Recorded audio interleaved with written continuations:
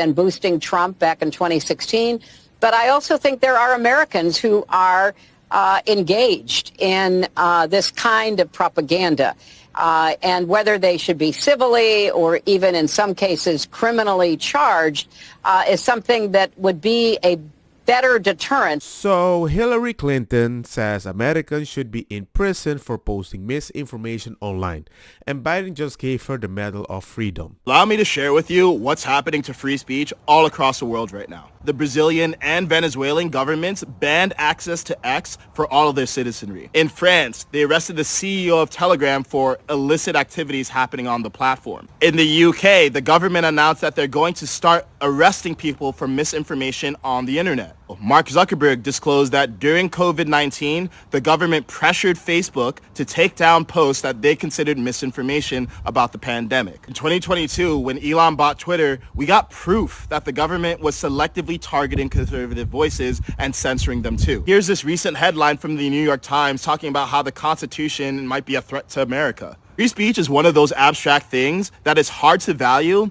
until you don't have it anymore. You can't have free speech without bad speech. You can't have free speech without hate speech. You cannot have free speech without misinformation. And the solution isn't to selectively censor people, it's to educate people so that they can discern fact from fiction themselves. Many of the people who are calling for censorship of misinformation do have good intentions. But isn't that exactly what the road to hell is paved with? I see it like this. Free speech is like purple. And if you want to have purple, you need blue and red. But for some odd reason, somebody says, you know what? Red is very bad. We can only use blue. But we will decide if your purple is not blue. And whenever I say that ain't purple, they're going to say, you ain't a painter. Nope. Stop talking. Go to jail. What's up, everyone? I'm Billboard Chris. It's New Year's Eve. I'm out on the streets of Vancouver, BC, having one conversation at a time about the greatest child abuse scandal in the history of modern medicine. 2025 is going to be a fantastic year, and possibly the best day of the year is going to be September 13th. I'm going to be in London, England, joining Tommy Robinson, who should be out of prison and out of solitary confinement by then, where he's been locked up for using his voice. And we're going to have a rally for freedom of speech, because what's going on in the United Kingdom is totally out of control. September 13th, pencil it into your calendar. Join us. I'm sorry, what's your problem? Why do you want to sterilize kids, man? Sterilize kids? I want my niece to feel like she can be alive. I don't want that. Oh, you don't. Too bad. You don't get a choice. I don't get a choice. Back up.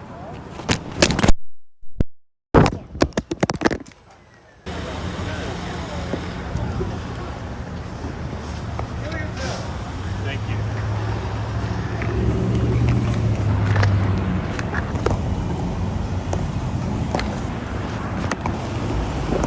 Like I said, kill yourself, please.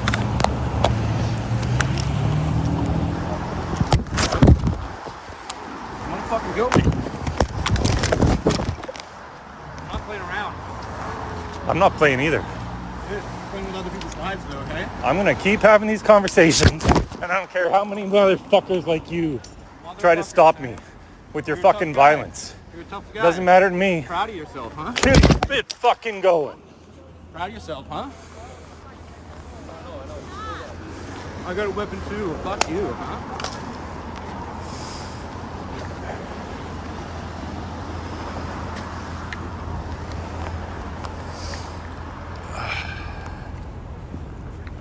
That was fun. I mean, they do say they're the party of peace and not violence and empathy, but I have noticed a little more violence that have been normalized. Look, all I know is there was a lot of Democrats that joined with libertarians and life was Gucci and they agreed with each other. They thought freedom was a beautiful thing, but we went from same-sex marriage to there is no gender. But what I do find scary is the moment they can use force and they justify it that you made me that angry. I'm like, you sound like the people that you tried to fight in the beginning. Are we ready? Here we go. 5, 4, 3, 2, 1.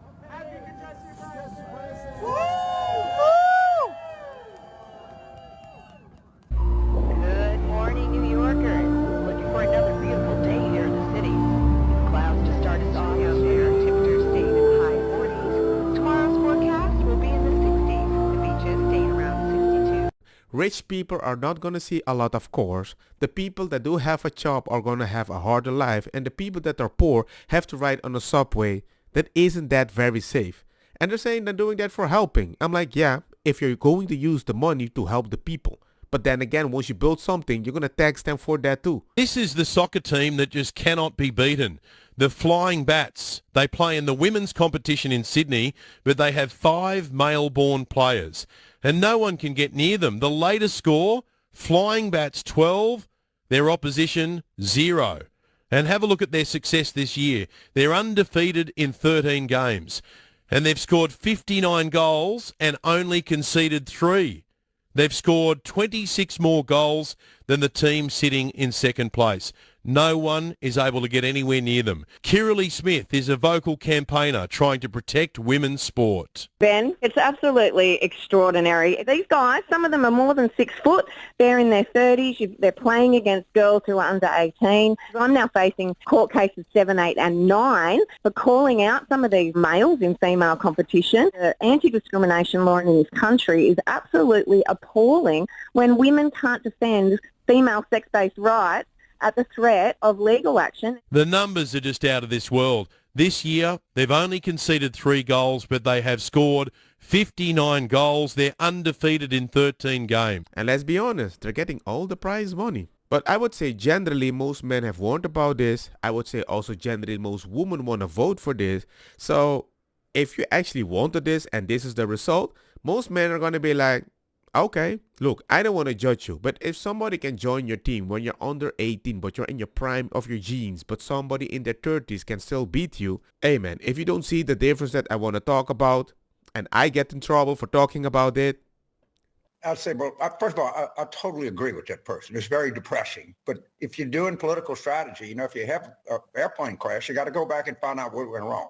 You don't say, well, let's just forget about it and move on. No, was the flap set in the right setting, or, was there something that the pilot didn't pay attention to? I don't know, but it is sort of depressing. But, Michael, there's a simple basic rule of politics is voters want an election about them. They don't want an election about you or your opponent. And for too much, we lost that. I lost it myself. We made it about Trump, and we didn't make it about voters. And it's never a good idea. And how could I, at 80 years old, been doing this for 50 years, lapse into that level of stupidity? I got to ask myself. But I think we did.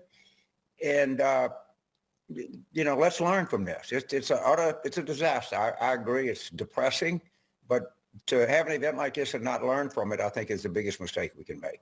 So ladies and gentlemen, this is a Democrat political strategist. He knows the ways of the politicians. As even he said, we went too woke and we focused on Trump. We suffered Trump derangement syndrome. Well, we're going to say we told you so. We told you this identity shit was disaster. We told you to get out in front of public safety issues. You didn't. We told you to have an open process and demonstrate the magnificent and staggering and deep talent that exists in the modern Democratic Party. You didn't. We told you to differentiate yourself from Biden. You didn't. I hate to be some fucking know-it-all. This is absolutely bonkers. You got to watch this. Look at this. So it's 1938. All this time we're spending through the years as Americans. Family was such an important figure in our life. Friends are still at the hierarchy. We went to school. Good thing that's changing. College and school. You don't need that Rockefeller education. But yeah, check this out. It's just absolutely bonkers.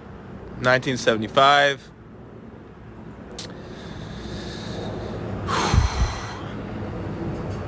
Now it's about the time I was born.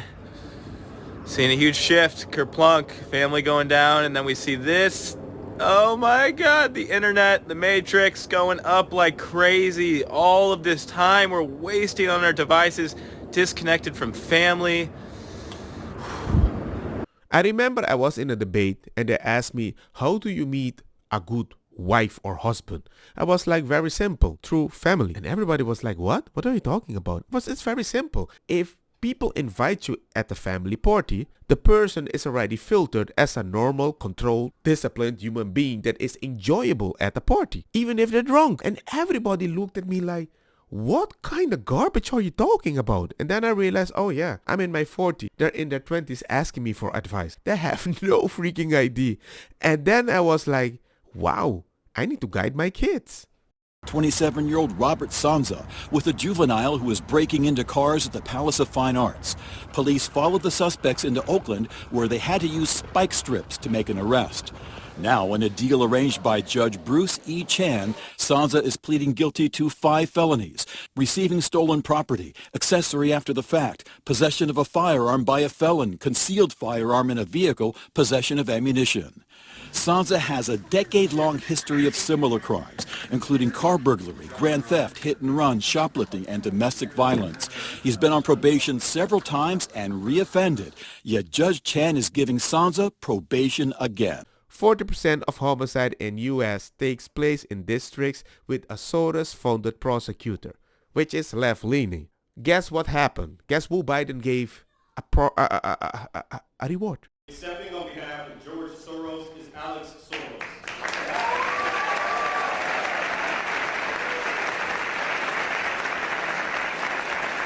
All I'm trying to do is shine the light. But my point is, if you are funding a bunch of stuff to help people with crime in cities and those stuff, and only your city keeps going higher in crime, maybe you shouldn't be awarded for giving people freedom.